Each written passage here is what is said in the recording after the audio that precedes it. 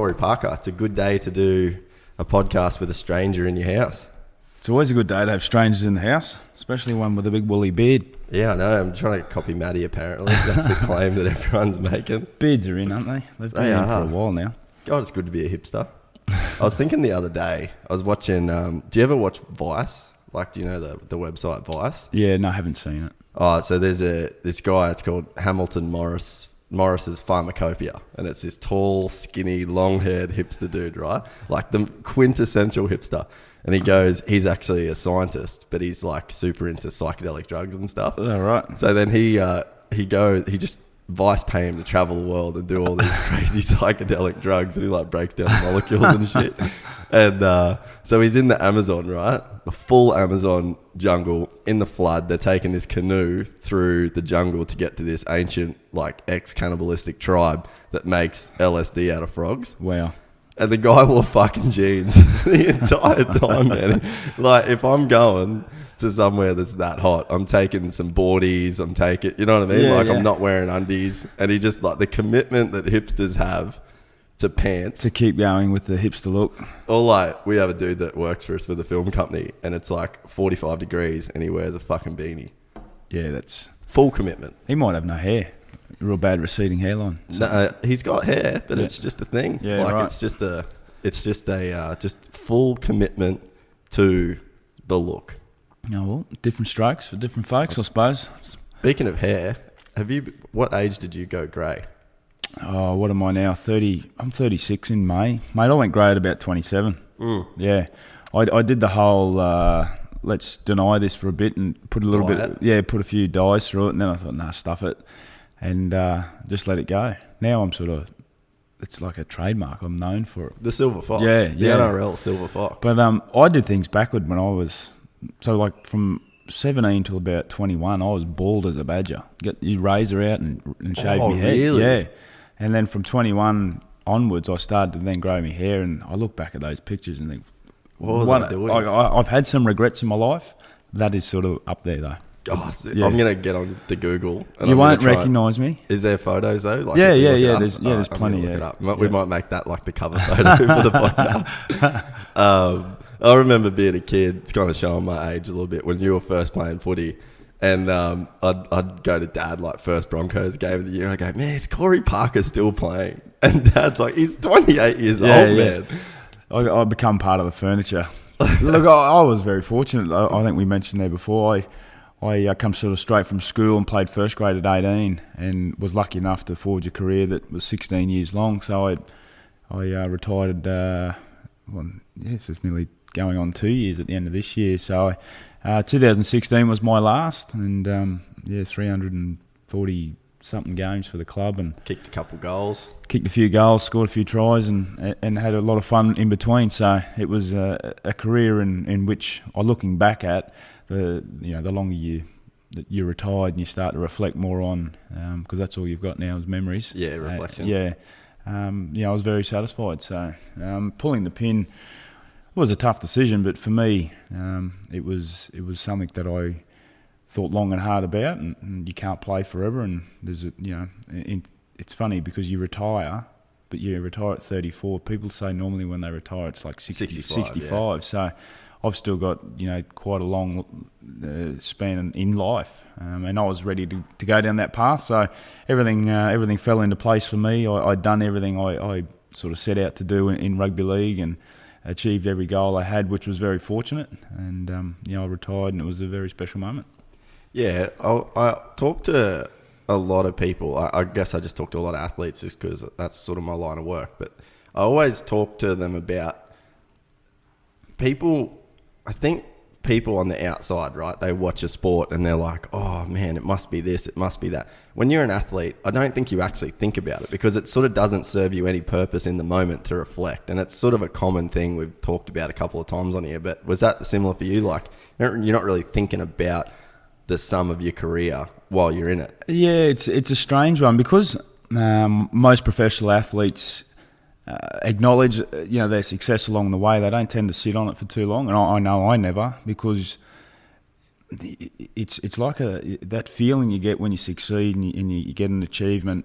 is so good. You just want to do it again, and you know if you got to do it again, you got to put that away and work a lot harder because everyone around you is going to be doing the same thing. So, yeah, and you hear so many cliches in sport, and a lot of people in the moment pretty much say, "Oh, look, it was great, you know, but we got next week, and this, that," and it's not until you do finish, and I suppose it is a great time to then reflect on, the career that was, and a great time for me to do that was I released an autobiography. Sort of following when I retired, and going through the book from pretty much start to finish of your career was a little bit surreal in the sense that if you've ever written a book and you write a book about yourself, and then you have to sort of relive these memories, and some of the memories you just forget about, good, bad as well, good and bad. So it was sort of nice to go back and reflect, and now that I am retired and have been for over 12 months now, that's all you've got. And like I found myself watching an old State of Origin game on the TV the other day, and I've sort of had that warm, sort of fuzzy feeling just watching because I knew the outcome and I knew what everything was happening. But then to see yourself playing, and you go, geez, that was good. I was able to fulfil that dream of mine. So yeah, it was pretty cool. How old are your kids? Because you got 4 kids. Were any of them old enough to do you think that they'll have a lasting impact of going to your games and sort of knowing that kind of work ethic and what it sort of took to get there? Yeah, I hope so. As I mentioned, I've got 4 kids. I've got a daughter, Memphis. She's turning 8 this year, and Wiley, my son, he's turning 7. So they were a part of my career for a long period of time, and it's not until they get to about 5, 6, 7 that they really start to understand what Dad does. And the most specialist feeling, I think, for an athlete, personally speaking anyway, to have your kids involved in what you do and to see them have the satisfaction that you have, and just some really special moments, walking around the field after an origin and they're enjoying that time. So, but the work ethic and that, it's something that's something that was passed down to me from my parents, and something I want to try and pass down to my kids, because it doesn't matter what you do in life, you need to work hard at it to be good at it. Hopefully they were old enough to see what I sacrificed and did at the time for them. But you just, as a parent, to be able to have the kids involved in what you do, and you see so often now with sporting teams, etc. To have your kids involved is pretty cool. I mean, my son lived and breathed and still does now rugby league, and that's right. He he'd come in and he'd do everything I did. He was like a little mimic.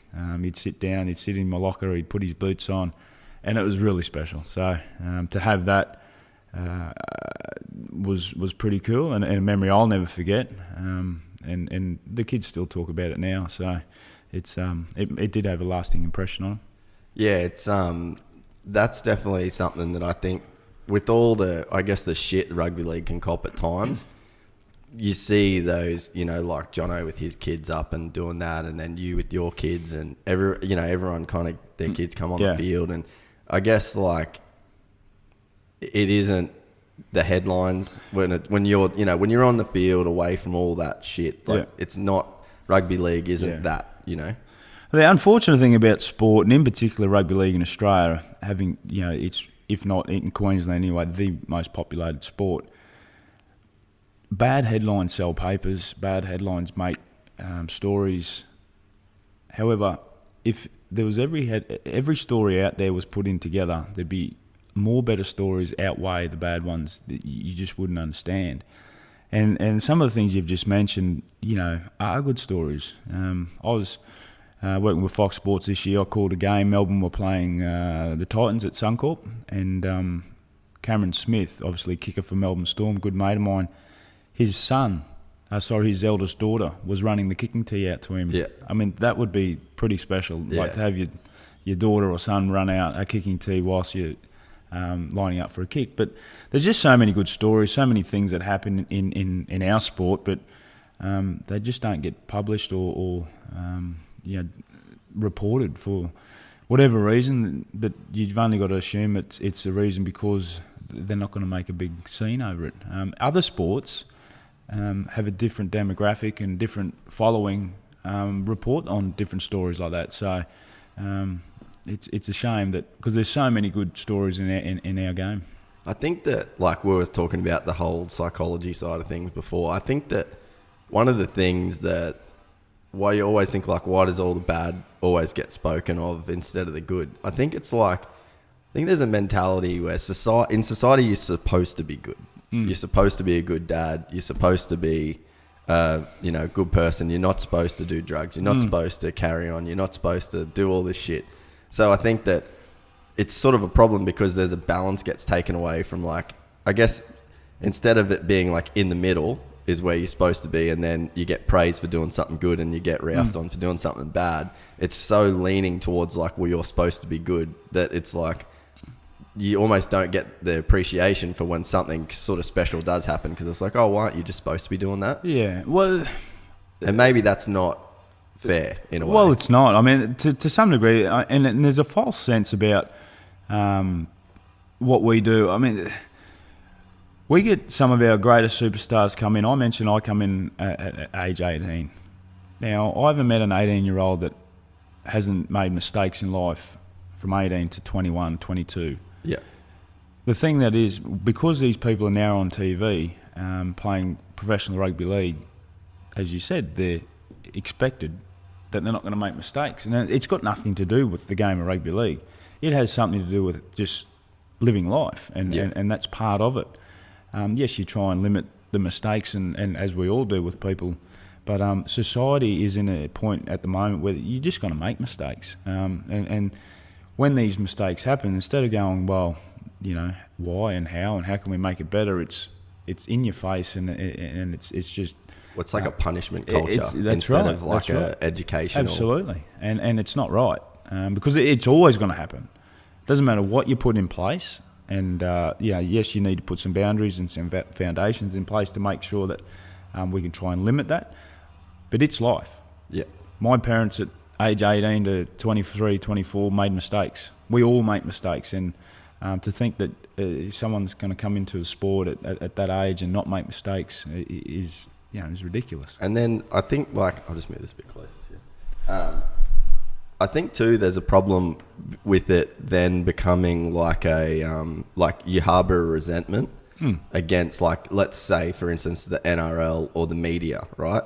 So then you get a kid, like, who's someone that's been in trouble recently? We could use it as an example.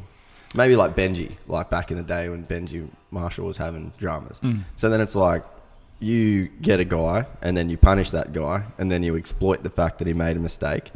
And then now that guy's got his back up against the wall, against the media or against the NRL. And it just makes it easier to justify, like, oh, well, they already hate me, or they already, again, like, let's give them something to write about if they're going to write about something. So I think that you just end up, by punishing these young kids that are making mistakes or whatever, you end up building up a resentment against them instead of like a trust to, because, when you go mad at a kid and like over the top, they get the shits with you. Yeah.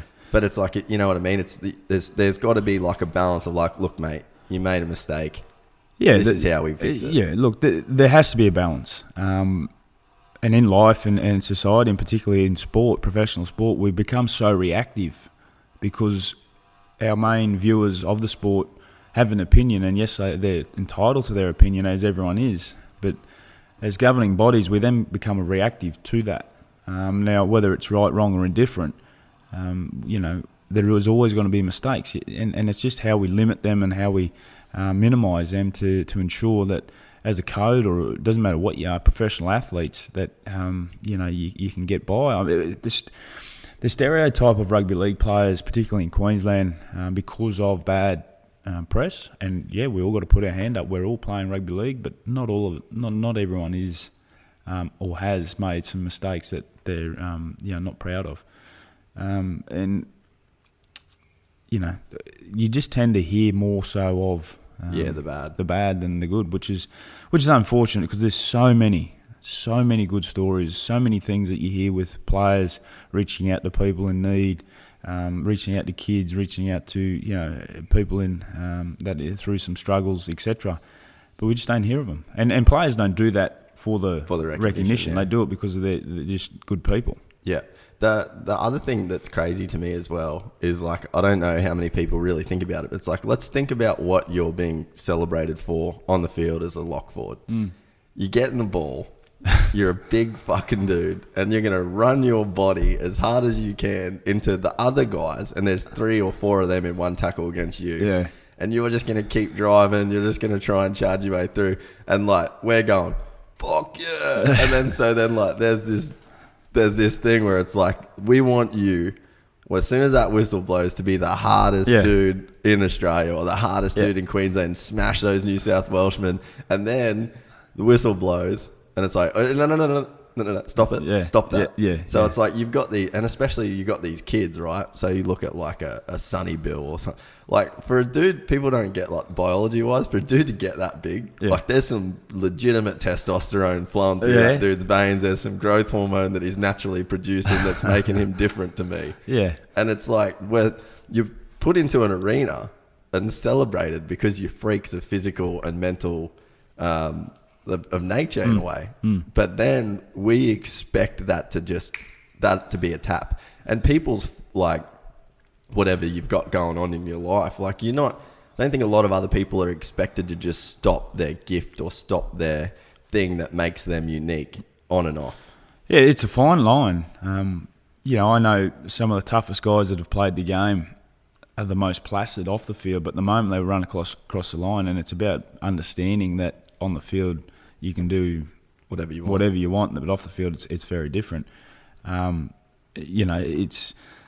that's why we do what we do. I mean, it's like an outlet almost. It is, yeah. And I've seen guys that have channeled that. But as a punter sitting at home and you turn your TV on and you see your team or your players that you follow, that's the only time you see them is on the TV. So you don't know, aside from visually looking at the person on the TV, what is, if there's anything wrong with them or what he's like, or he could be carrying an internal injury, he could be carrying, as most professional sports people do, they're generally not 100% when they play. There's always something niggling or something happening. You don't know what's happened in everyday life, yet they're expected to go out and fulfill a role. And yes, I get that's what they're paid to do and that's their job. From time to time, there is going to be some complications whilst that happens. A player just might not be on his game, or he might be erratic, he might be up and down. Generally, well, you look at what Nate had to deal with his wife. Yeah, and then he's expected to go out and play, be that same dude. Like, well, why can't you be the Nate Miles that when his life was great and you and your chick first met and you're as happy as you've ever been? Well, yeah, I mean, the variables that happen in people's lives that you can't control have effects.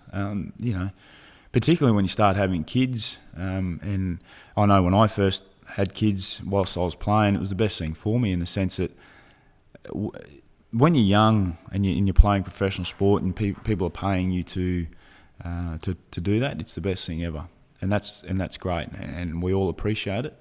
When you get a little bit older, it's then your job. It becomes your job, and you want to be the best at your job. You still enjoy playing the game of rugby league because that's why you played when you were an 8-year-old. When you start having kids, it's secondary to what you've got, because now family is first and foremost. Prior to kids, it was just the game of rugby league. And what it did for me was it gave me a reason to want to be better and better, in the sense that I had a responsibility to uphold. It wasn't just about me anymore. It was about my wife and my kids. And I wanted to be the best at what I could be for them. And if I'm the best at what I can be, obviously there's going to be some upside in terms of pay and et cetera. It's a flow on to the kids.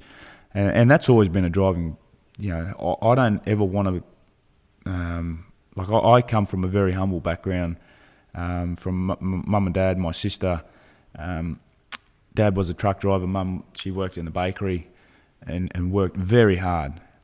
We didn't have everything, but we never went without anything. And I want that for my kids as well. So, that was a really sort of, I guess, real telling time or definitive moment in my career when I started to have kids that I thought, shit, it's not about me anymore. I need some responsibility, I need some accountability in what I'm doing. And, that was probably a really good moment for me. Yeah, there's like a couple things that like we could bridge off that. It's like, it's got to be a bit of a pickle when you drive to succeed and make money so that your kids can have a better life, right? But then a big part of the reason that you were able to succeed in the first place is because you didn't come from a place where you had everything. So it's like, I always feel like there's probably a balance, or that it's got to be a weird trade-off to where for your kids to then have that same drive without the factors that probably initiated your level of drive that you had. Yeah, well, for me, I mean, everyone's very different. But for me, and it's still today, if I've got a real stubborn personality in the sense that if I get something in my head and I want to achieve it, I'll achieve it. I'll do everything I can to try and achieve that. So at the age of 8, when I asked Mum and Dad, could I play rugby league? They said no, and I hounded them, and I had fun. My parents are old school. If you commit to something, you commit to something. So it wasn't a sense of just go and play 1-2 games. Oh, I don't really want to play. So that I saw out the year, really enjoyed it. When I got to school, 13, 14, 15, when you start to make sort of rep sides, etc., there's a lot of sacrifices that you need to make. There's a lot of external influences. 16-year-old, you start parties, cars, drugs, alcohol, all that sort of stuff from upwards of 16, 17, 18. For me, and probably more in the areas that you were growing up too, really. Yeah, I grew up in those time. At that age, I was in Jimboomba. I was out in Bay Desert areas, so it wasn't like walk next door. It was walk. It was up the road, a couple of k's to the next property. So, but for me, I made some sacrifices that at the time, people frowned upon, but I just had to keep that one look in my mind of where I wanted to go and what I wanted to do. And looking back, some of the people that frowned upon me and cussed me for the, making, sorry, I can't come or whatever.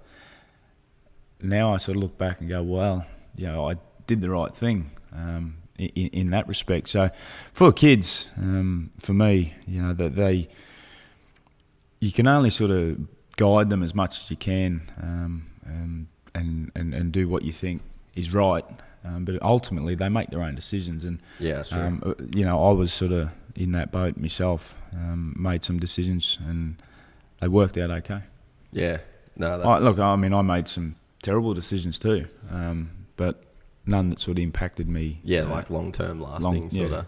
So the other thing I guess too is like, so if you, like when you're a kid, you're like, I just want to play footy. Like if someone's like, what do you want to do when you grow up? Yeah. You're like, I just want to play footy. And they're like, no, well, you got to do something. Yeah. And then you're like, no, well, I just want to play footy. Yeah. So then there's sort of an aspect of like, one, it's fun. And two, you don't have to go in the real world. You can just keep playing footy because it's like what you've done your whole life. You're conditioned to do it. You're good at it. It's a routine in your mind of what you expect when you. So it's like it's a bit of a bubble that you can keep yourself in. You make money, and then it's devoid of some of the responsibilities of the real world. And I'm sure that when you're not that you're irresponsible, but when you're playing footy at like the Broncos and you're winning premierships, and then you're playing for Queensland, like shit's getting done for you. Yeah, absolutely. So it's like, but then I think that when we were talking about like the way that guys have that responsibility in making bad choices and things like that. So it's like on the one hand, you're doing this because you don't really want the responsibility. You just want to play footy. That's a thing that you've done. But then you get into the professional element, and then you're on TV and you've got kids looking up to you and kids coming up. Like I went up and said g'day to you in a cafe before a game once at bloody wherever the shopping centre is or whatever. Yeah. So you got like random people coming up to you being like, oh, good luck tonight, mate. Yeah. And it's like, that's not necessarily like that. You have a responsibility for those fans, and you've got a jersey on your back, and you've got a code of NRL to hold in good light in the public. So it's like, it's sort of a contradiction of like, some guys do it to avoid responsibility, but then they don't understand how much responsibility does come with pulling that jersey on. Yeah. Well, does that catch dudes out? Yeah, it does. I mean, the thing, responsibility for me, like once you wear a jersey or colours of whoever has signed you, that's your responsibility, is to uphold the respect that it is held in. Outside of that, if you want to degrade yourself and your name, that's your responsibility. It's no one else's. But when you pull on a jersey, in particular for me, it was only the Broncos jersey. Those fans and those kids and those people that look up to you do that because of that jersey. And then they start to have a following because it's you. And when you can understand that, when you can appreciate why people do that, it's really fulfilling and self-satisfying. And then you can then, go out on your own little sort of tangents and have your own fan base, which is pretty cool. Which is off the back of the jersey that you first put on. Yeah. I mean, when I played rugby league, as you mentioned, I went from 8 till 17. I was playing. I was at school, and life was easy.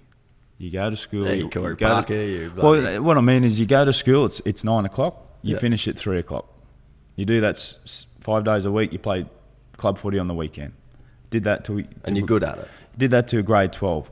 All of a sudden, the real world, I didn't get to see it too much. I had to work for a year, but ultimately that goal was still wanting to play first grade. I played first grade at 8. What was your first job that you did? I was a turf layer for Jim Moomba Turf. It was just a job that we fulfilled, that I filled for about 6 months, and then I went and worked for Elgas whilst I was still trying to get my first contract at Brisbane.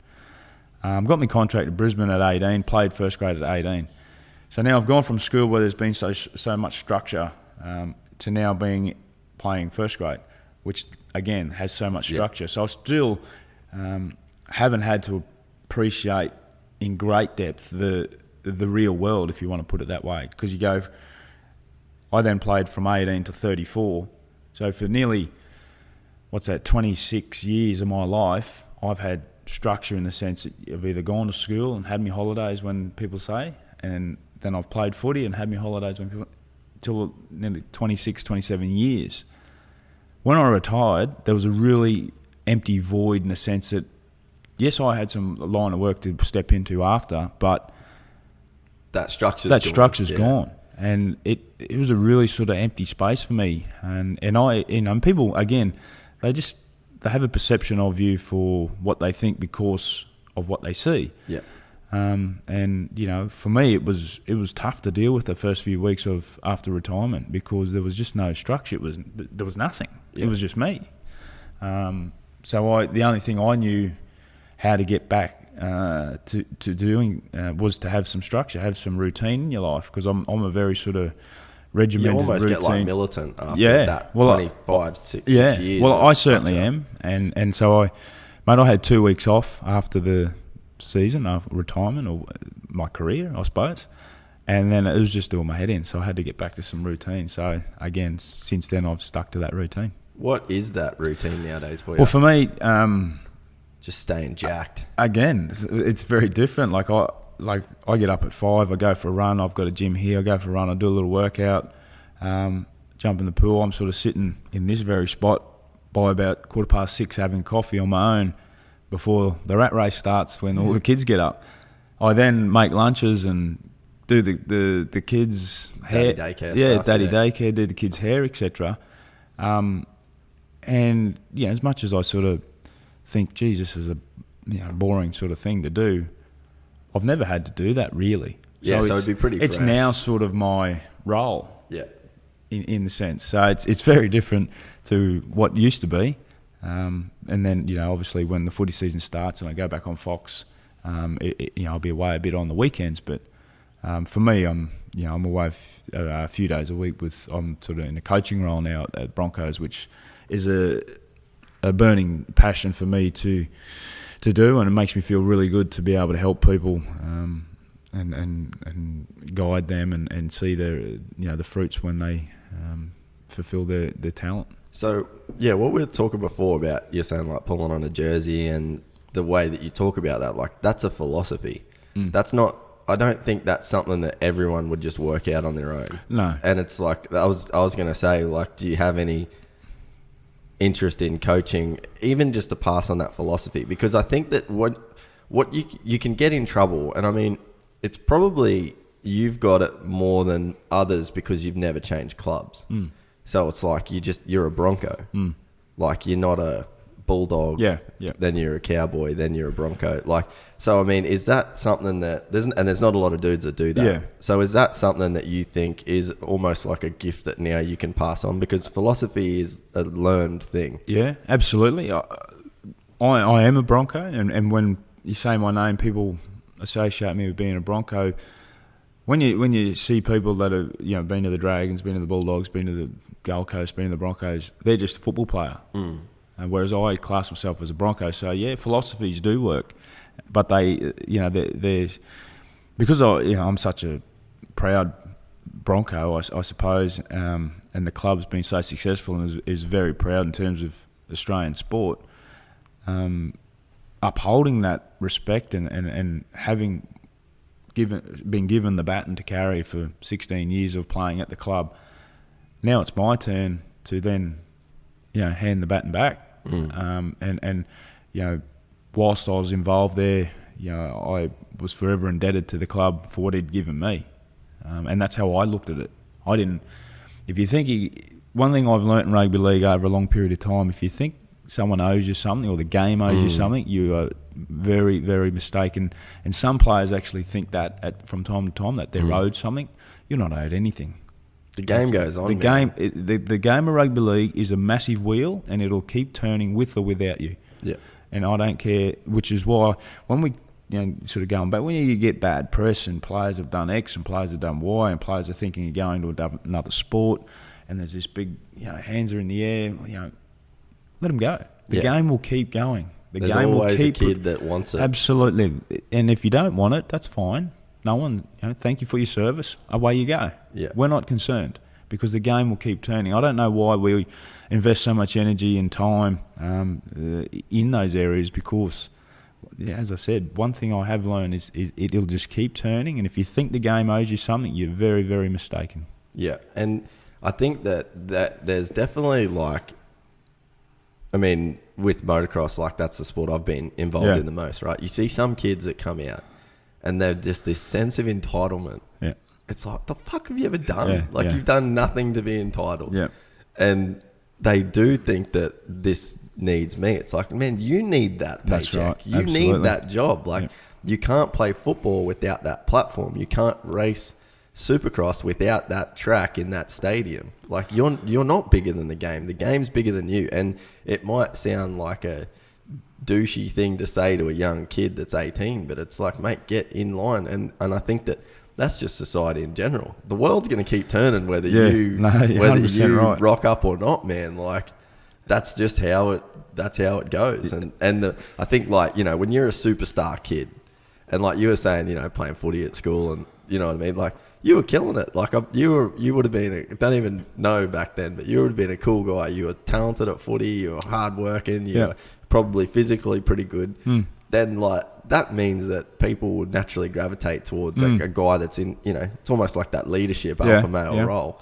So it's like when you're living in that tiny bubble of Jimboomba High School, then you sort of would think that the world turns around you a little bit in a way, or it would be easy to think that. Yeah. So then it's like you have to get humbled. Yeah, and you do have to get humbled, and you learn that very quick. I learned that very quick when I got to the Broncos.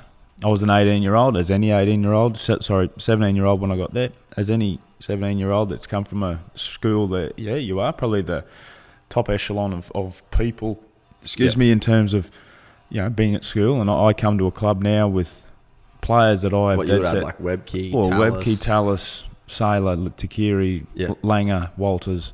These guys couple good dudes back then. These guys I totally adored. And I get there thinking my shit doesn't stink because that's what you do at 17 and you got that chip on your shoulder and you're starting to go places, and I've just signed with the Broncos. How good's this?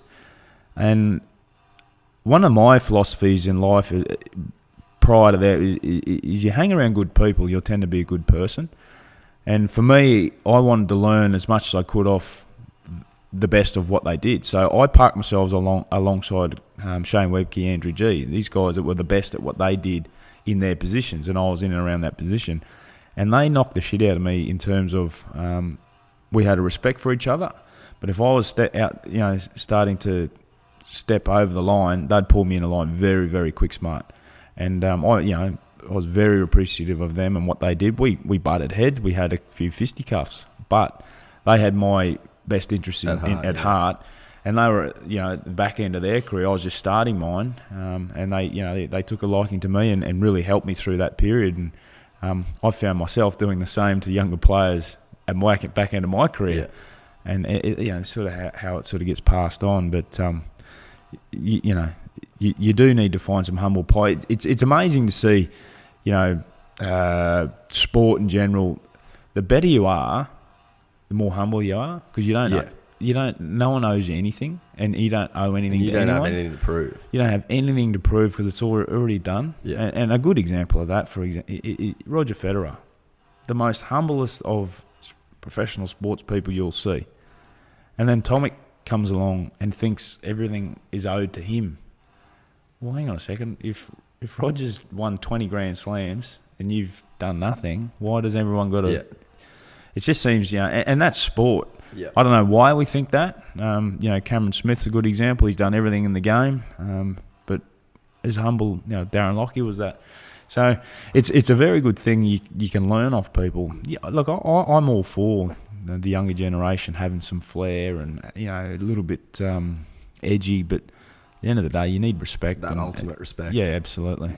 Yeah, I always think that, man. Like, so I know a couple people that are like on the just extreme end of wealth, like just complete bullshit end of wealth. Yeah, yeah. And you look at them and they'll be like wearing no shoes into a corner store to get some milk and bread and like driving an old ute. Yeah. And you're like, it blows your mind because you're like, mate, you have more money than Jesus. Like, what are you doing there? Like, I would be doing, but to me, it's like when I don't have that money. So like, if you give me, like, I think I had something to prove, but you meet those kind of people and then they're like, they've figured it out that like, oh, this isn't my identity. This doesn't buy happiness. It doesn't buy, my identity is not attached to this because I've got it and I figured out that that's not what works. Yeah. But you get those dudes in the middle, they still think that if you just get to there, then that's like problem solved. Yeah. But so that's why I think when you meet the dudes like, like the Cameron Smiths and the Jono and yourself, and you're at that top echelon, and you're like, oh well, this isn't who I am. Yeah. Like being this good at football doesn't make me a good person. I'm just this good at football. Yeah, 100%. So I think there's been a lot of good footballers that aren't good people, as in, and sport and people in general. There's been some very successful people of all walks of life. Are the best at what they do, but that doesn't make them good people. Which I'd rather be recognised or remembered as being a good person over a good footballer. Yeah. Yeah. It's funny. Do you want me to turn that off? That's humming. A fan. Fan. I thought it was a dryer. I was like, fuck, I'm not going to tell him to top his clothes on the dryer. Yeah, get rid of that. No, hang on.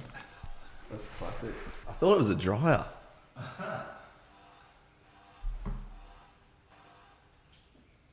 Yeah, right. That's way better. Yeah, it's funny. You were saying like, oh, when you were the young kid or whatever, you'd come in and you're button heads. That's why, like, just sort of when you were saying it, I'm like, that's why it's called a Ford pack. Yeah, because it's a pack of dogs. Like people, we want to make these distinctions of like that we're different to. We're like better than that or whatever, like society. But it's like, that shit works, man. Yeah. Like it still works to have a pack mentality of the alpha dog. Yep. And then that young lion wants to try and take down the king of the pride. It's like, you got to earn that spot. And by the time you get to take down the king of the pride, there's another young lion coming for you. Yeah. So it's like, that when you were saying that, it really made me think like that. It's a Ford pack. Yeah. No, it is. And the mentality of playing a game of rugby, and we've seen it all. With State of Origin, there's no bigger concept in sport in Australia than Origin. And when the Origin starts, as you mentioned earlier in the podcast, you just want them to bash each other and keep going and do their thing. Oh, we just get tribal.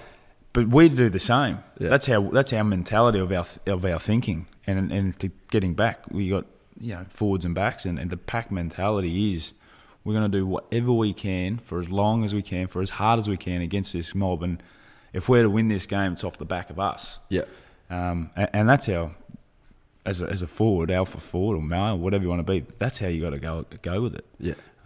So you can use whatever analogy you like, whether it's a pack of wolves or whatever. At the end of the day, you got to get the job done. It's got to be aggressive. You got to be assertive. You got to do all those sorts of things. So, which is, I suppose, why we love rugby league so much, particularly in the Origin arena. Why is Origin? I mean, I guess I got my own thoughts, but why is Origin so special? As a guy that's one of the greats. Yeah, look, it's there's no other.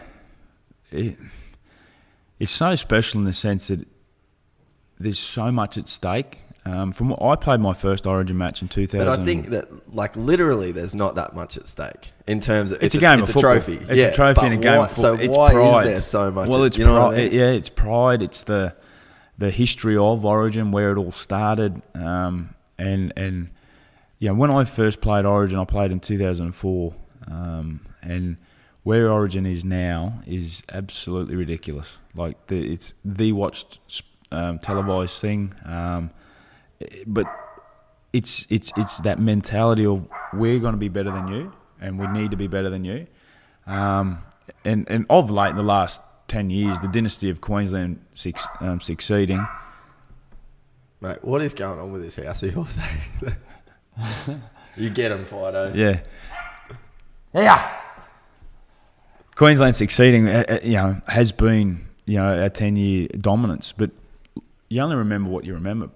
In the early 80s, when it first started, we got pumped. And it was really rubbed into our face. But there's no better feeling in sport that I've experienced than pulling on a maroon jersey and running out at Suncorp Stadium, 52,000 people screaming for you, that euphoria, that adrenaline, that dump that you get when you go out there. And you're not playing for you, first and foremost. You've got your family, and you've got 4.9 million people out there. And when you touch, and you've been to all those areas, remote areas, because sometimes we get caught in this little bubble that we all live in that, which from time to time happens.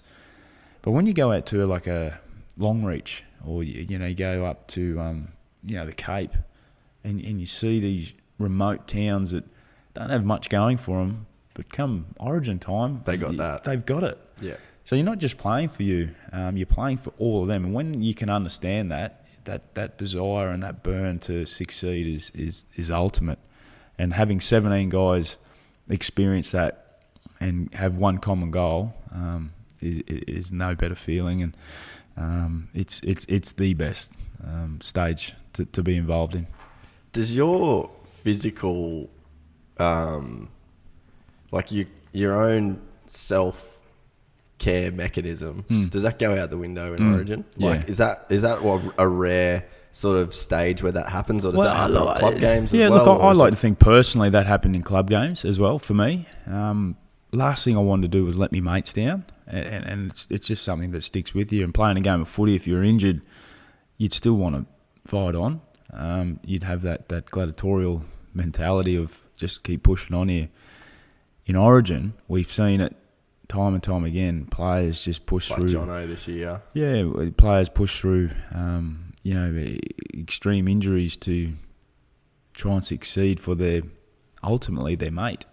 That's the difference, I think, personally, with Queensland and New South Wales. Is there's been I do a lot of luncheons, etc., and people say, in the Queensland, New South Wales, what's it all like? Why Queensland better? Queensland aren't better in terms of talent. Yes, we got some good players, but geez, they got some good players as well. Yeah. Do we have a better game plan? Probably not. Do they have a better game plan? Probably not. It's very much the same. You got to dilute it down. Why do we want to win? We want to win because we want to do it for our mate. And that's been a philosophy of Queenslanders for a long period of time. New South Wales want to win, personally, or try to win for themselves. If Queensland win, no one cares who gets man of the match. No one cares internally who gets a rating of whatever in the paper. No one cares. New South Wales, I know for a fact, some individuals, they want to be the star. They want to be the star. They want to be the man of the match. They want to be the best player on the team. And sometimes that comes negative in terms of how you're playing.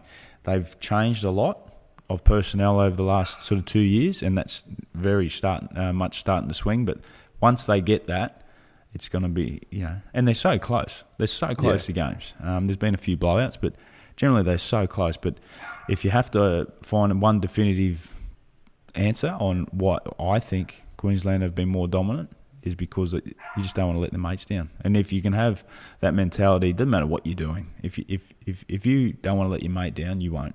Yeah.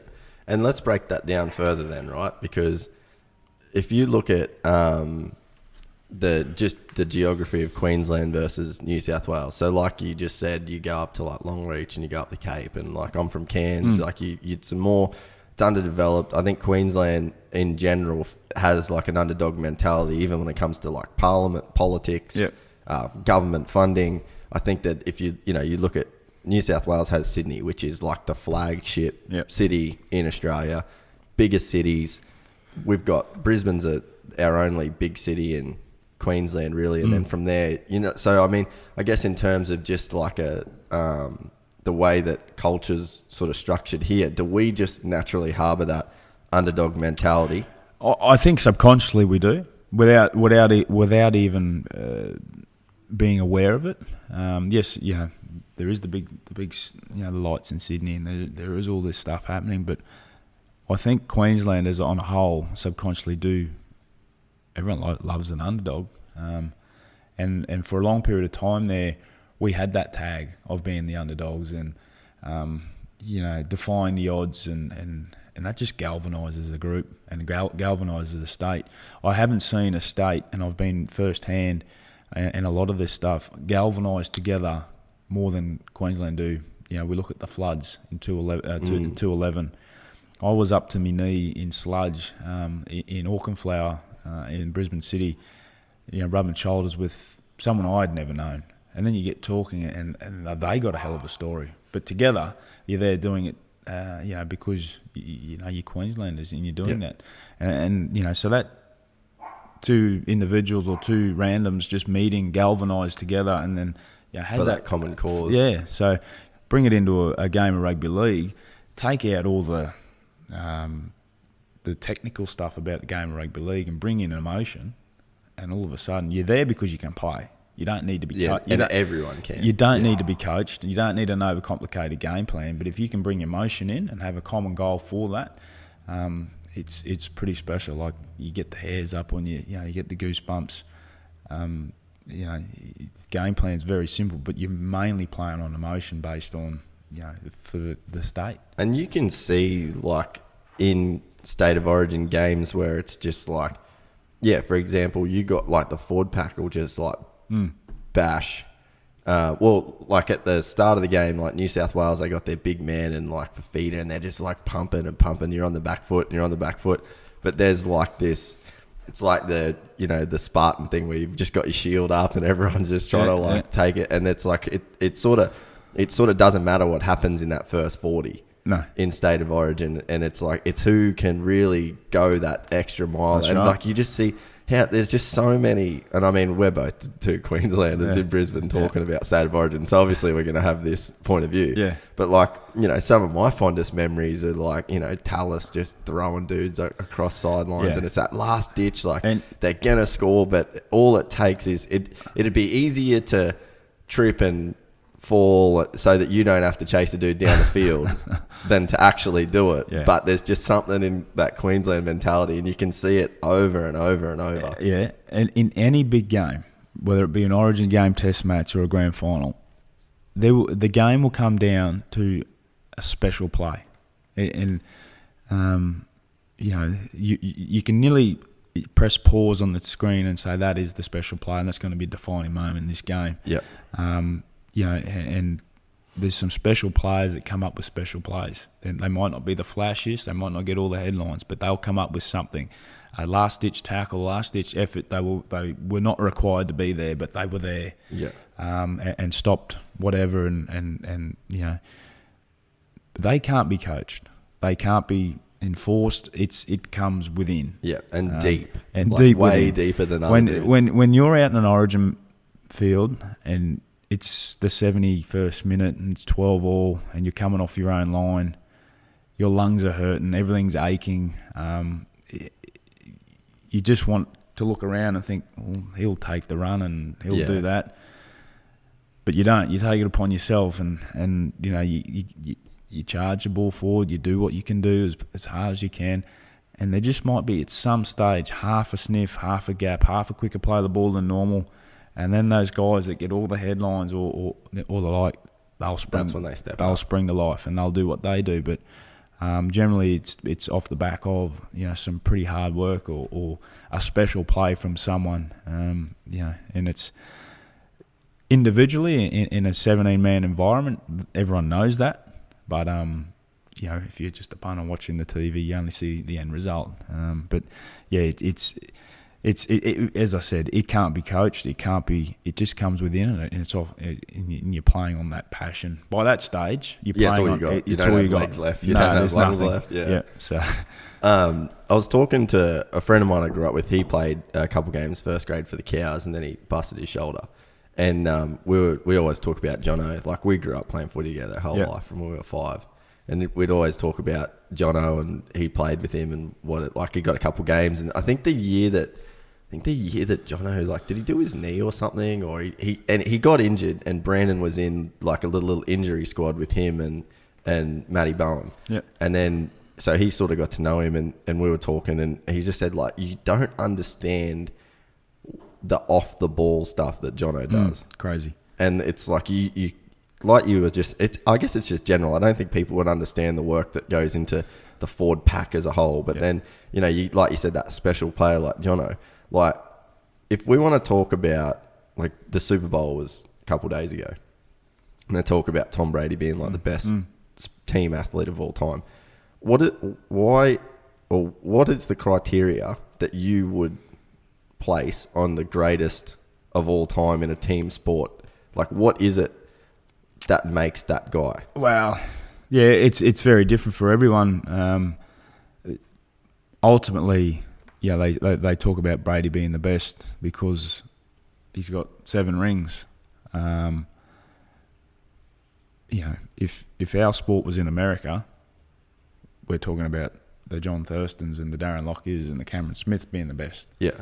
Ultimately, you get judged on your success. That's how everything's judged. And that's, I guess, that's sort of what I meant, because, like, if what we see on TV and what, like, Gus Gould would see, and who's the dude that does the thing with Benny Ike, and I think that Paul Kent, he's a pretty good journalist, I reckon, for footy, but he's not on the field. No. So you can't hear the off the ball stuff. You can see the on the ball stuff, and when you get a pull back view, you can see it. So, like, that's what, for me to sit there and say, like your criteria would be different for the guys like us that are watching it on TV, or even those industry dudes. So it's like, as a player, what's your criteria? Yeah, well, John would be the first to say, though, and I'm sure Brady would be the first to say, and they're very different sports, but Jono can't do what he does if he doesn't have 16 other guys doing what their job is to do, if that makes sense. Jono, just using him as an example, players can't be the clutch player they are if other players don't help them in that regard. They don't just win it on their own. Yeah. You know, they don't do it by themselves. But, you know, the off-the-ball stuff, like you mentioned, like alpha males in particular, and being involved with the origin side, like, I hate losing. Like, I despise it. Hate losing. Whether it's a ping-pong game, whether it's whatever it is, Jono's the same. And you'll see evidence of, in games, of that. You know, he hates losing. So he'll do whatever he can and whatever physically he can do possible to ensure that he doesn't.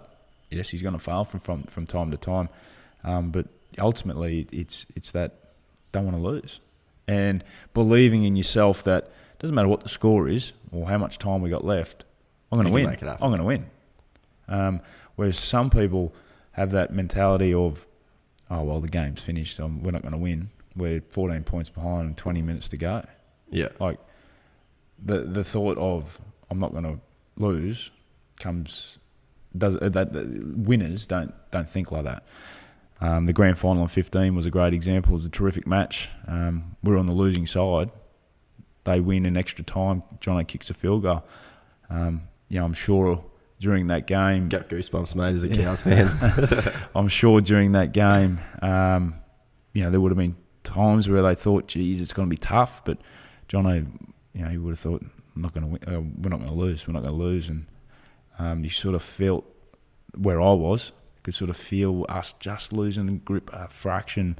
I thought we're doing enough to hang on. We're going to do enough to hang on and get the job done. That's not the mentality you want to take into the last. Well, we couldn't change. Yeah. Like it was like you're hanging on a rope and you just you're slipping, but you just sort of and it's not because you're not giving it everything no, you've got. That's it's right. like what you've got isn't good enough at the time. Yeah, that's right. So, but yeah, I mean, professional sports people and the ones that again, I go to games like, tennis for me. I don't love the game of tennis, but I really appreciate, going to a 5-setter, being in the game for 5 hours. It's 1 a.m. You started at 7, 8 o'clock at night. You're into a tie break. It's you versus him. Yeah. Just let it go. Yeah. Not that I'd be thinking that, but it's a battle of attrition. Absolutely, mental attrition. Yeah. Absolutely. And footy's no different. So you won't win a game in the first 20 minutes, but you can lose a game. It's that's why we all love sport. Yeah, I was literally about to say that's why you watch it, because I think it's so natural. Like, I always think about before we had like modern society or whatever, you took the easy way out. Oh, if there's an easy option, to survive. Yeah, like you didn't want to. If you could walk around a mountain, you walk around it. Absolutely. And what's the point? And mentally, that's how humans are wired. But now we don't have to survive anymore. Like, you can go into the gym. Like, say you're a Neanderthal dude, and you're like, you've got a couple rocks there, and you know you're going to go out and kill something to eat it for the night, and you got these rocks, and you're like, I could get a bit stronger. Yeah. But like, fuck, I might not be able to go kill that. Wolf might die. But now we don't have that. So now you're seeing like this mental side of, that's like it's a new battleground, and that's why there's not everyone playing sport, because so many people are still wired to take that easy way out and just let go of that rope when it's burning their hands. But then you get the breed of guys like yourselves and like the Jonos, those leader dudes, like that alpha male. There's a mentality it almost goes against what you're supposed to do. Yeah. Yeah. Well, yeah, 100%. And I think that's why we're captivated. Yeah. Well, that is why. And look, the game and athletes, because of what's at their doorstep now, are getting bigger and stronger and faster, but they still don't. Yeah. They still got to have it wired up there. Well, that's like, if you look at straight, physicality or whatever, like Jared Haynes should score a try every time he touches the ball kind of thing. Or there is guys like that, that they are just those physical freaks. Yeah. And, like you can't touch what they do physically. You can't, but then if they don't have that mental side of it, the guy that's just going to hit him around the ankles and hold on for dear life and never let go of that guy, even if it kills him, he's going to make the tackle. But yeah, I mean, there's a classic saying. I mean, hard work will beat talent if talent doesn't want to work hard. And it doesn't matter what you do, who you are. If you I've seen some of the most talented footballers just get left by the wayside because they don't want to work hard. Yeah. At the end of the day, you need hard work to succeed. And, the ones that succeed at the top and the ones that are spoken about have put in enormous amounts of hard work. In all sports. I mean, people, I watch a lot of car racing. I watch a lot of, extreme sports. I love the V8s. And people go, they just sit in a car and drive around. Like, how hard can it be? Well... Go try and get the quickest lap time at any go-kart track and see how... That's what I mean. Yeah. Like, it's hard work. It's not just sit there and drive. That's, we all do that on a day-to-day basis. But, push your body to the limit, push the machine to the limit, etc. Or, you're on a motorbike, or, Toby Price, you're doing the Dakar. People just don't understand. Yeah. And that's fine. But, when you do, you start to appreciate it. I mean, again, when you watch TV, you just see what you see. Yeah. You don't see what's behind it. And because we live in a day-to-day basis, you forget to some degree what was behind them. Players that have come back from, injuries that they should never have come back from. But are there or that most people wouldn't even want to come back from. Or most people, but they're there again. You get to the end of their career, and some of them have injuries that they're going to have for the remainder of their life. Well, if the game, that's just what the game does, and the gladiatorial style that we play it and understand it and know it, that's what we are. I think too, like, I sort of do think about that, like, because I stopped racing motocross because I'd get hurt, right? And I was just like, look, I wasn't going to ever be pro, and this was going to affect my ability to make money. It was going to, it's to me, it's not worth it. But then if you look at a guy, well, like, say for yourself, like, you're putting your body on the line every single weekend. Like, we've seen dudes die playing footy. It's not regular, but, you get spinal injuries and things like that. And then you think there, and with, like, my mentality, like, why would you do it? But I think so many people struggle for just purpose in general in life, to where it's like, find something that really fulfills them. And then I think that it's not maybe until recently that I started thinking about it. It's like, people are looking for purpose, and then rugby league gives you or sport, even though, there's that risk that every time you get in the car, every time you get in the bike, every time you get on the field, you can get hurt. But it's like, what's worse, living a life without purpose or losing your life through purpose? Look, kind of thing. Could have said it better. I mean, a lot of sport is an outlet. And if, we all come from different walks of life, and we've all got a different story to tell. But ultimately, at a professional level, you're doing it because it makes you feel good. You're not doing it for anyone else. And if you're doing it for anyone else, you're doing it for the wrong reasons. And the sport will find you out very, very, very quickly. But purpose is, what you said is spot on. It's exactly why we do what we do. Without purpose, even if you're not playing professional sport, you're going to struggle. Yeah. And it's going to be tough. Fortunately for professional athletes, that purpose is right there in front of you. The purpose is right there in front of you. It has been for, could be 1 or 2 years, or in my case, it was 16 years. It was, I was very fortunate in that regard, but it's, no, that you're spot on. Yeah, I think that I get asked with people like, oh, how'd you move away? How'd this happen? And like, moving to different countries and things like that. Like, and they're like, oh, what were your parents like with this? And I always tell people, like, my parents never made me feel bad about being passionate, even if it looked silly. Because things I was doing as a kid looked silly to people, because I was so, like, I didn't care about school at all. Like, I was terrible at school. I was smart, but I wasn't good at school. But what I would do is, if something come up where there was like something I was passionate about, or there was like an outlet for that passion to be kind of put on, you'd succeed. Like it was like and then people would, like the teachers, for example, with school, they'd go, oh, why can't you do that with everything else? Yeah. Like, because I don't give a shit about counting. That's right. You know what I mean? Like that I don't care about that. So I think people need to find their passion. It just across the board, because life becomes so much easier when you're truly passionate about something, even if it's ridiculous. Absolutely. And it doesn't matter what you do. If you're a butcher and you're getting paid, and that's what you got to do, because that's how you feed your family and pay your bills. But if you're very passionate about something else, you just got to follow that. And it's hard for some people. Like for me, I got a real passion, as I mentioned earlier, about coaching, which I'm doing at the moment. And I haven't had the feeling I got last year when I was helping players, with coaching, was a secondary feeling to, I suppose. Like it almost filled that void for you. Yeah. Because it had purpose. If I was no good at it, that's fine. But I feel I got a bit to offer, and I get really satisfied and get that real warm, fuzzy feeling. And the thing with coaching that I've learnt in a short space of time is, you might have the team. You might have 13 or 14 of the 17 playing at their very, very ultimate best, but there's always room for improvement. Like you could be undefeated out of 10 games, but you still got room for improvement, which is so satisfying for me.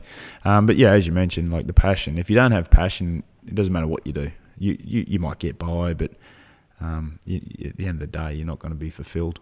Yeah, I think it's like I've always found it easy to be passionate about stuff, and then I see other people that they just find it harder just to even know what they want, which I can't relate to. So I find it hard to comment on, but I wish I could.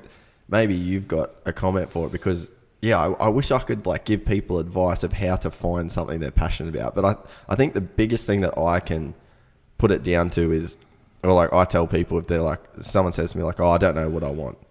And I say, well, do you know what you don't want? Because you can do 500 things that you don't want to do. And all you've done, it might seem pointless, but all you've done is eliminate 500 things that are out of the possible billion things you could do.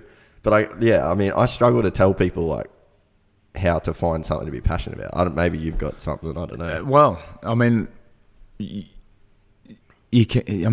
individual has to find what they're passionate about.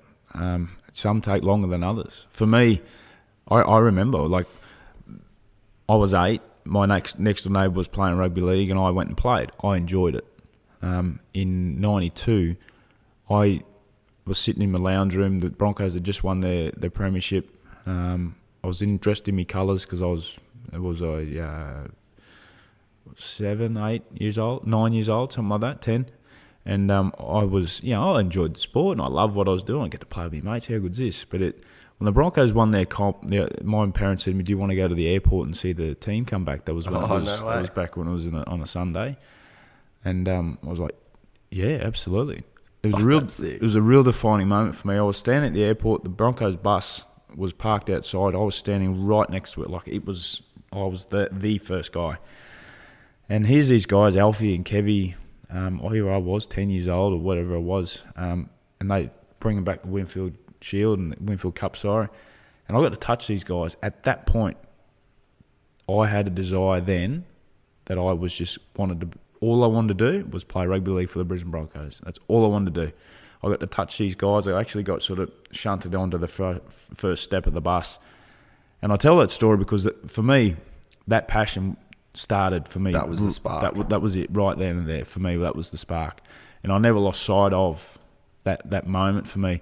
And as it turns out, like Alf and Kevy and that are good mates, and I got to play with these guys.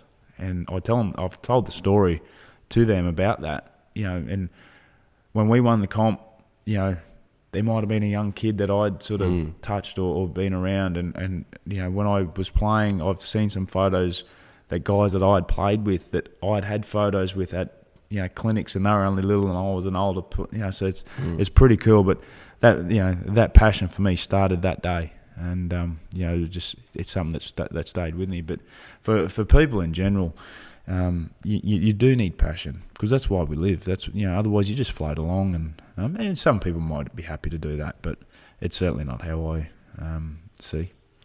Yeah, that's a crazy story because there was a news thing I remember years ago of like a guy was terminally ill, and then you went to like Toowoomba or something to like see this guy, and that was all he wanted was you to meet a Bronco, and then he actually asked everyone to wear Broncos colours to his funeral. Yeah, and it was so like that's crazy to me that football can have such a big impact on people's lives, and I didn't know the story you just told. So, I mean, it's similar. Like, you're sitting there in your colours, you see the grand final, like, you're compelled to go and do that. So, I mean, I guess, did that make it easy for you then when, something like that comes up? And I'm sure you've done a million things like that, but just to go and do something like that, because I guess you are a product of that kind of, action that can come from I just got goosebumps when you said that. I mean, from time to time, you go and visit sick kids in hospitals, and you do a lot of those things. But this guy was an older man. When I say older, he was only in the sort of early 50s to mid 50s. Had a family. I still remember it. Walked into his house. He had went to the doctor with just a stomach sort of, you just felt unwell. Hard worker, had a family, as I mentioned, and the doctor sort of gave him a test and pretty much said, you've got X amount of time to live. So obviously a big shock in their world. He come home and did the treatments, etc. I went and seen him, or I got sort of reached out to and thought, yeah, absolutely. I went and seen him, and I still remember, I walked in the front door. It was a little 4-bedroom house. Walked in the front door. They'd moved the bed out to the TV because he used to like to watch the TV. Didn't have a TV in the room. He was sitting on the TV. All the family were there. There was Broncos paraphernalia everywhere. There was maroon stuff. And he was sitting there on his couch. He didn't know we were coming. Myself and a staff member went, and he didn't know I was coming. And because if he knew, he would have been embarrassed, which is what the daughter had said to me.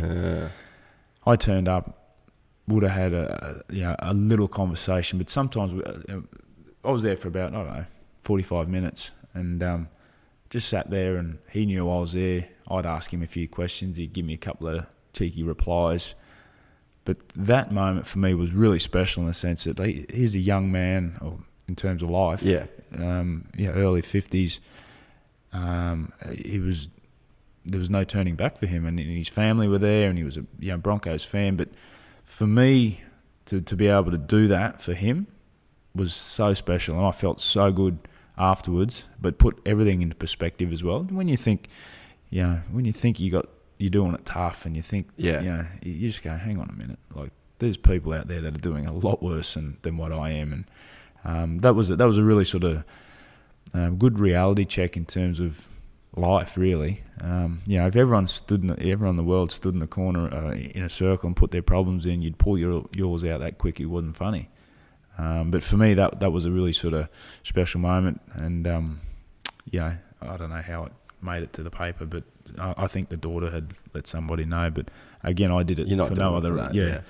Another time that I'd felt really good about what I did was grand final 2015. I had 2 grand final tickets, and I was obviously playing, so I didn't need them. And I rang. We're in Sydney at the time, so I rang the Children's Hospital in Sydney and had spoken to a lady about if there was any Bronco fans, and she said that this boy had been readmitted. With his massive fan, he'd just come back. So I left 2 tickets to the grand final for this boy and his dad. I'd never met the guy. I'd never touched base since, but I knew personally that these he wasn't dying. These avid fans, dying fans, pardon the pun, fans were going to go to the grand final, and he was going to have the best time of his life with his parent. I thought that just made me feel so good. But I didn't do it for any other reason than the fact that you can just try and, if you can influence someone's life because of what you've done, why don't you do it? It's really self-satisfying.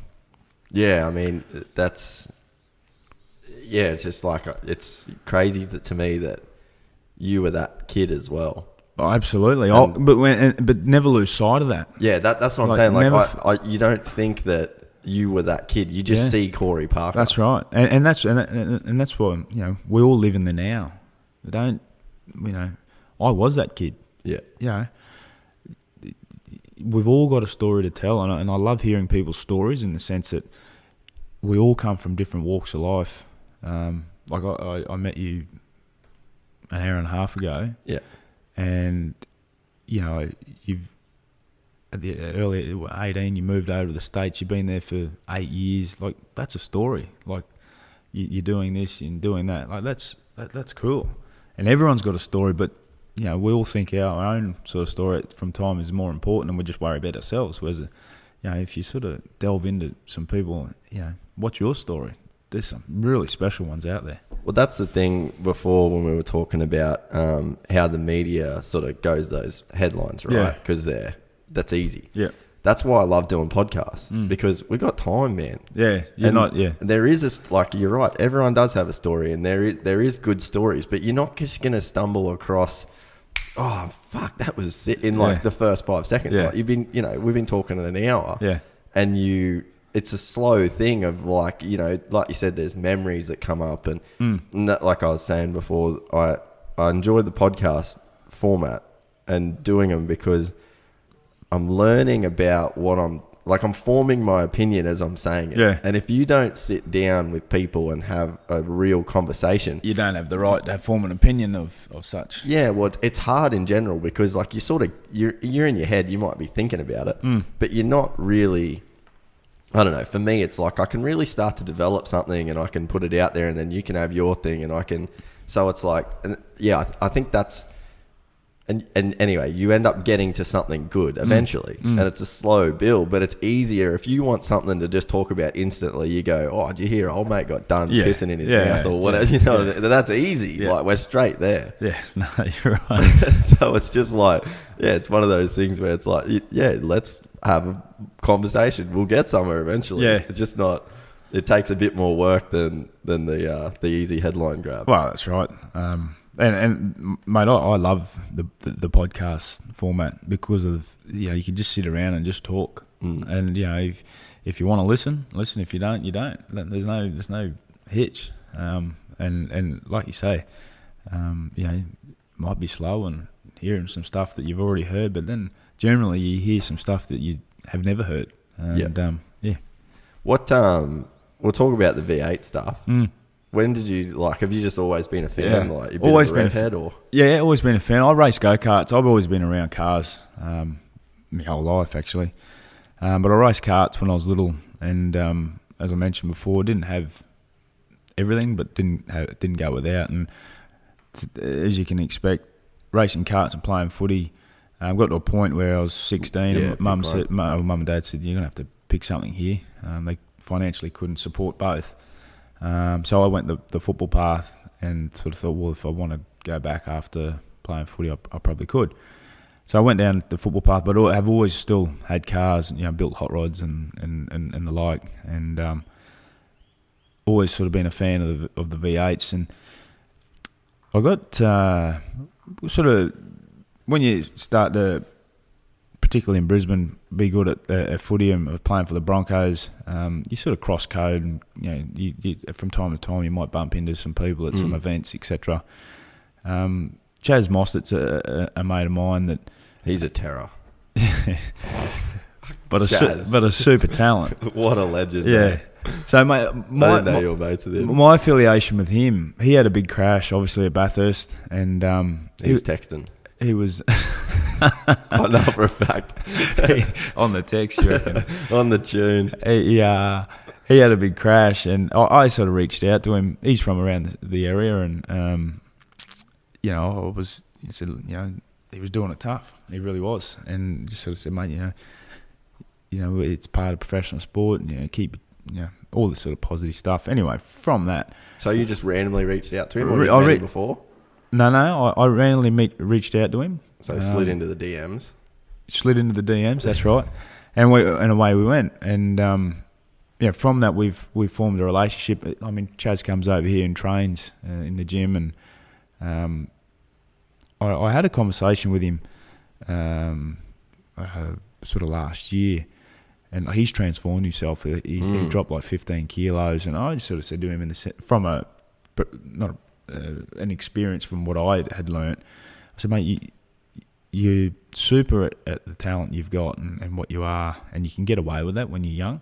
But when you're a bit older, you need to, really iron out what it is that you are. And you know, for him, you know, I said, mate, if you're sort of winning time to time, how would it be if you actually ticked every box you could tick along the way?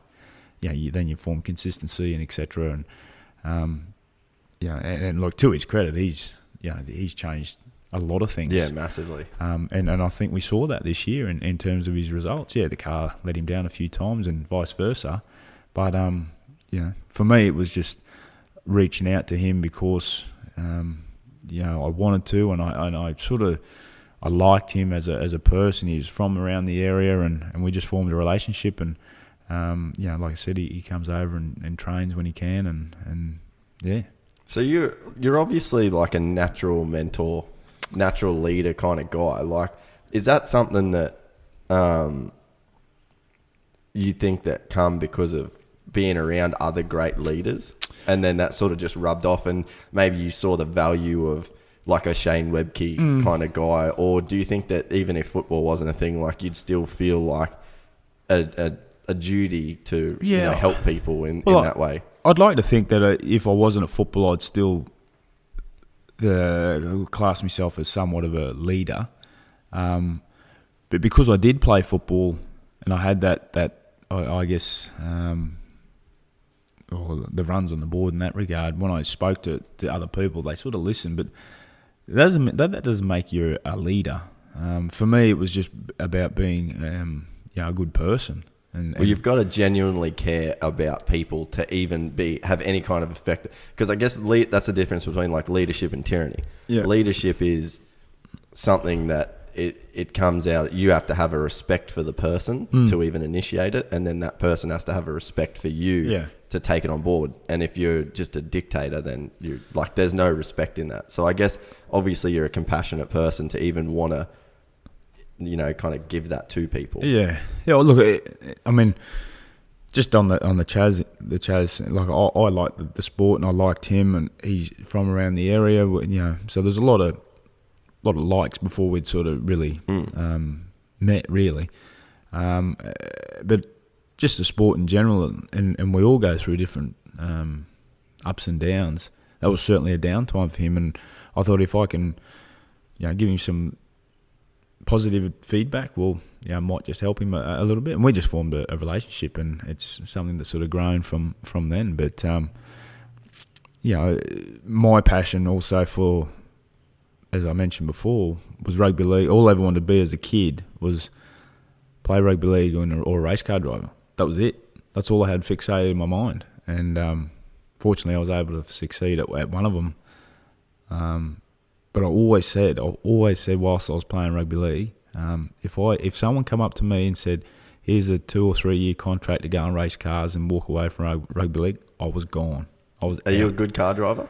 I like to think so. I like to think so. Have you done much, because you're doing stuff for V8s in terms of the media side of it? Have you been in a car and have you done? Yeah. I have been in a car, and Chaz and I went to the go-kart track with another mate not long ago, which was a very comical experience. As you can imagine, a few alpha males trying to go head to head. He was going to lose. He was always going to win. Yeah.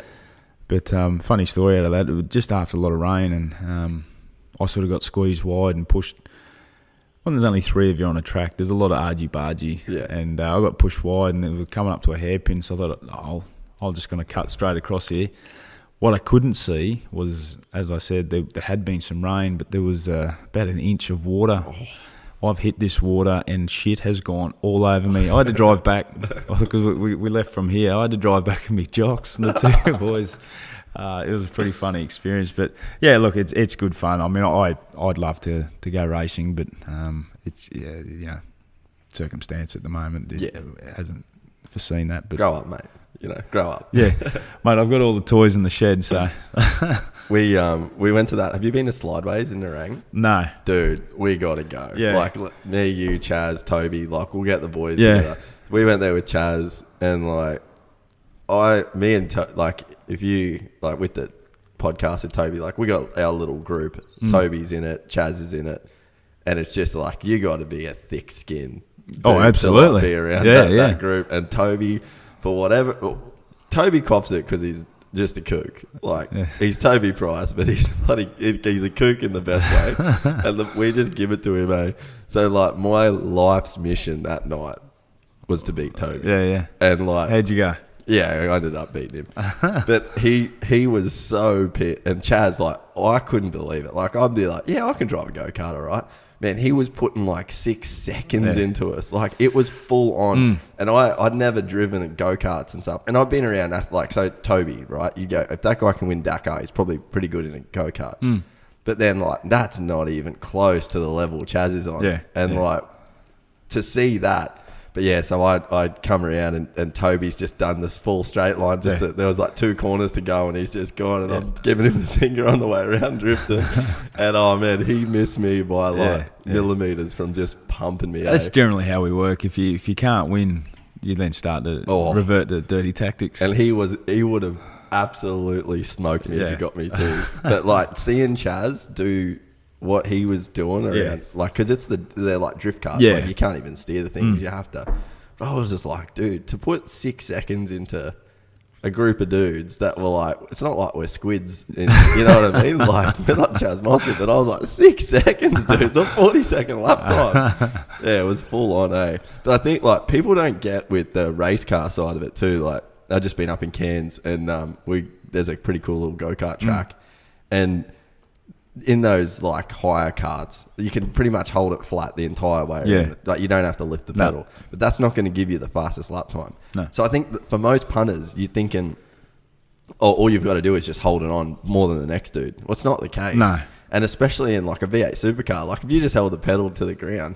But there's, like, I was doing lap times, and I was going there enough to where I'm, like, in my head, I'm, like, counting laps. So I'm like, all right, this lap I'm going to go, like, push super hard. Lap 2, I'm going to try and do like a smooth. Yeah. Lap 3, and I was like keeping in my head these laps, and I got my lap sheet, and it's such a gift to know what is actually faster. Because it's like the old saying, feel isn't real. Yeah. So you might feel you're doing something, but without that lap time to tell you. So like a dude like Chaz that's in the moment with all those guys around him, and he's feeling his way around the track to know what is faster, and you feel that it's just like, it blows your mind. No, it's and good. when you put you get those nuances. Like I wish people could do a better job of like analyze and like getting that message across. Because I think, especially with rugby league, you could say the same thing. It's like, unless you're really on the field, it's so hard to like. Love is in the details. And if you're in that top 1% of the population, like a V8 supercar driver or a rugby league player, there's these 1% you're mastering that the general population doesn't even know exist. Yeah, well, the thing, again, the thing that, whether it's rugby league or car racing, you actually got to slow your mind down. You want to go as fast as you can, but when you're thinking, you want to think as slow as you can. And footy's the same. You see, it's a high velocity. There's a lot of stuff happening. There's a lot of pressure. Everything's going. Adrenaline's going. There's body contact. It's happening really fast. But the good ones slow their mind down. They can sort of take a different approach instead of going bang. You've got the head down. Actually, sort of put their head up, slow their mind down, and have a look. Car racing's a bit the same. Particularly on one lap shootouts, etc. There's all eyes are on you. You're going as fast as you're going as fast as you can, but you're just fixated on what you're doing and what the car's doing, and you just slow your mind down and you just get it done. Pressure, holding your nerve in that situation is tough. Well, you see dudes like, you're not a massive golf fan, but that's like my thing. And I was watching, there was a playoff the other day, and Jason Day was in the playoff. Yeah. And they'd played like 6 playoff holes, and then it's in that situation, and they said what club he's pulling, and I know what clubs I hit certain distances, you know what I mean? And he pulled like a pitching wedge from 160 yards away from the flag. And if that's me, I'm pulling like an 8 or a 7 iron. But he would normally, his yardage would probably be like 150 for a pitch, like a hard pitching wedge. Yeah. But he's calculating the adrenaline that he is gonna hit that shot with, because he knows that he doesn't have he knows that's going through him, and he's like, well, I'm gonna hit a full shot, and this is gonna be a full shot. So even like, you can't, in that moment, you're not even gonna hit a controlled one because there's so much shit going through your body. Either that or his caddy's giving him the go ahead. But it's like when you like how much that adrenaline affects you. Well, I mean, that's a prime example. In playoff in a major or something, and you've gone to the 6th hole, and you're thinking, you just got to hold your nerve, and you've got to trust the process. You've got to trust your instincts, trust your process, and get the job done. The thing I can't get about golf, and I appreciate what they do, why cannot the crowd heckle? In every professional sport you have, I'm with you. Golf and tennis, two of the highest paid sporting because arenas. It's sport for gentlemen, Corey. Stop. It's a sport for It gentlemen. does my head in. I've lined up from a kick at goal on the sideline and copped everything bar the kitchen sink. And these guys are teeing off, getting paid multi-millions to do it. And quiet, please. Yeah, yeah. That'll do me. Bring heckle back into sport for those. Bring it in. I agree. Have you seen the 16th hole at Phoenix? It was on just last weekend. No. Right? So Oakley builds this. I say this all the time. Like, I'm friends with a bunch of those boys. And like, the thing is, man, that people don't understand too. Like, if I play golf with Ricky Fowler, we are fucking blasting music, like, and talking shit, filming, like, and he can still shoot a 66 whilst doing that. So it's like, but in particular in Phoenix, right? They build a stadium around one of these par threes. There's 25,000 people in it. And they play music, the crowd, like, they hold the signs up and no one gives a fuck. Yeah, right. They just send it still. That's how. And that's how, but they get 1 day attendance. The Saturday attendance for this year was 221,000 people. 221,000 people at one golf course. Bring music, bring booze, bring good times into a sport, and everyone's going to turn up. How easy is it? It's simple. But, I mean, that's what I don't. They're professional athletes, you know. I agree. I reckon it'd be interesting to see as an experiment if you did a round of 18 with the same players, and she's just, you know, they'd shoot the same scores, 100%. You reckon? 100%. I don't reckon that'd be the case. There are going to be some individuals that are tee off when they get there would heckled be some dudes that would just they can't deal with it. Because they never had to have dealt with it. The thing that, like, I've got some thoughts on just sport across the board at the moment, because what is fair in sport, right? To me, the definition of fair is the same for everybody. Would you agree? Yeah, I agree. So I think that when you say your golf thing, right? If everybody's dealing with it, that's fair. It's fair. So, like, what's the problem? If it's better for the sport, don't pander to the athlete, because the athlete's always going to want it as easy as possible. Couldn't agree more. So that's fair. Yeah. And then there's a big thing at the moment in the UFC with drug testing and stuff, right? Dude, everyone's going left and right. Dude's getting popped for drugs. To me, is it fair, right? So do you follow the UFC at all? No. All right, so there's a dude, Tyrone Woodley, black dude, freak of nature, freak. Never touched a steroid or a drug in his life. The dude has, like, glutes. Like, his ass looks fake, man. Like, he's just that big. So, like, if you did a blood test on him and you saw his testosterone and HGH levels, because that's what's responsible for muscle growth, they would make me look like one of your daughters. Yeah. In terms of the level of chemicals that's flowing through his body. So is that fair?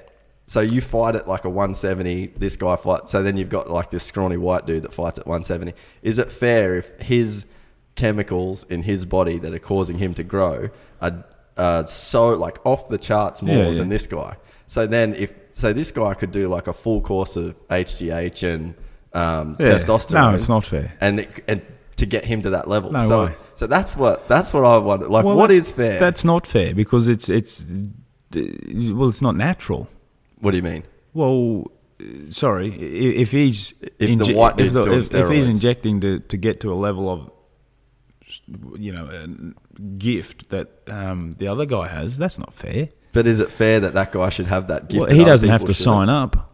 No, I agree with that. He's got a choice. But I think it's a complicated, like... If I'm going into a battle and I'm going into an arena and I know that there's people in that arena that are just off the chart genetically, and I know that I'm sort of going into a bit of an ambush, I probably won't go into it. Yeah.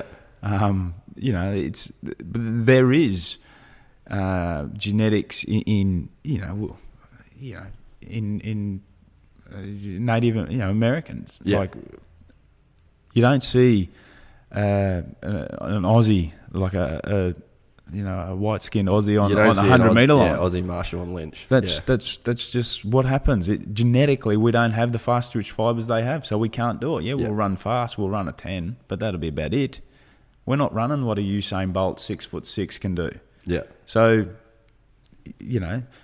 that's why people cheat. That's why because they want to, be better or be the best at what they can do. But I've always thought, from a professional sportsman's perspective, if you did cheat or inject or whatever to win, does it end up becoming you just believe the lie that you're living and you enjoy that euphoria, how it was, or at some stage when you lie down at night, you go, you know what, like I was cheating. I mean, I don't know. I've never done it, but yeah, I think I mean, the Lance Armstrong's is a.